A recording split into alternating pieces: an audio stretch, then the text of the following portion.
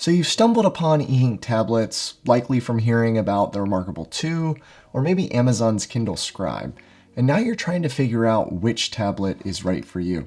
They're each a bit different and cater to slightly different use cases, and in this video I'll try and steer you to the right tablet for you.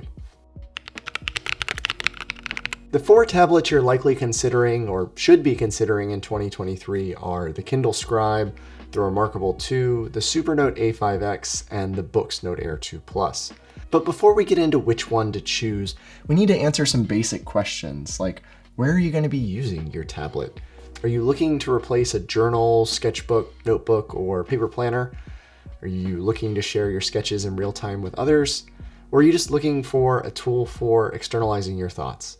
If you said yes to any of those questions, then great, keep watching. E-ink tablets are probably for you.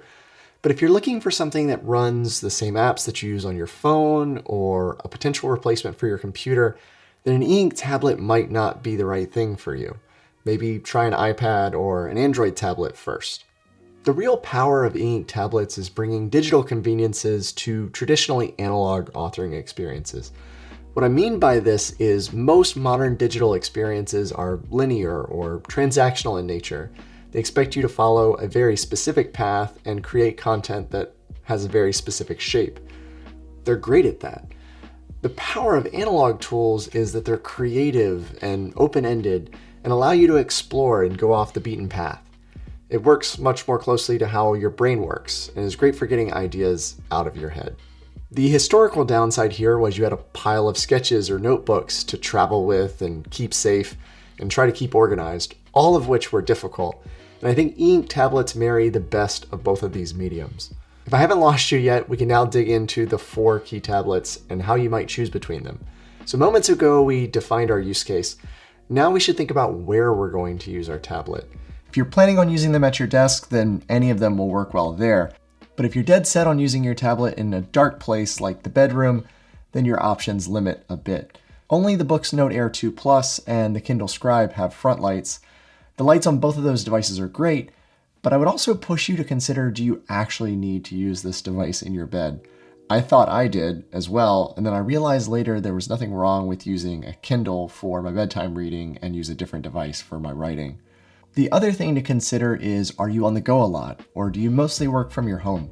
If you're someone who's on the go, then I'd recommend checking out the Supernote line of devices.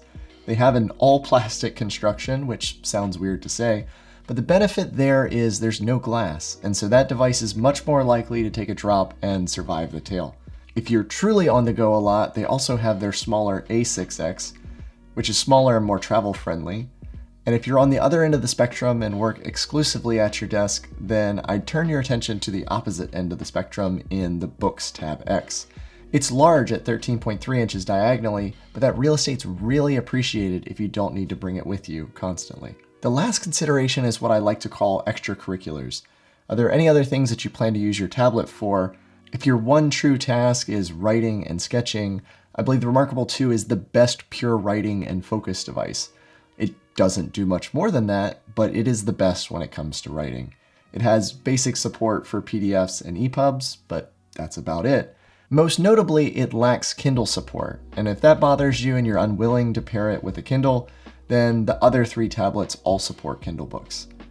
If your main use case is a great writing tool plus access to Kindle books, then I'd steer you towards the Supernote A5X. You could also consider the Kindle Scribe, which has arguably better hardware, but is very, very limited on the software side, and at this point I have a hard time recommending it over the others in this video. Hopefully Amazon will continue investing in it, and one day its software can match its excellent hardware. Lastly, if the idea of a device that just does writing and Kindle seems too boring for you, then I'd turn your attention to the Books Note Air 2 Plus. It runs full Android and you can run any Android tablet app that you want. The possibilities are truly endless. The trade-off here is the writing experience isn't quite as good as the Remarkable 2 or the Supernote, and just because you can run every Android app doesn't mean that you should. If you're a tinkerer at heart, you'll have a blast with the books. Just expect to bump your head a few times on some rough edges and apps that weren't optimized for e-ink screens. Thank you so much for watching. Do hit subscribe for more e-ink content like this in the future, and you can help me out a ton by liking and sharing this video. If you have any questions, feel free to drop those down in the comments, or if you'd like to chat further, come by the Knowledge Workers Discord. I'll have a link to it and everything else that I mentioned in the video down in the description below. If you're still trying to figure out if a specific tablet is right for you, I've got a playlist of e-ink tablet reviews to help you along your e-ink journey. I'll have those linked over here on the side. Thank you again for watching, and I'll see you in the next video.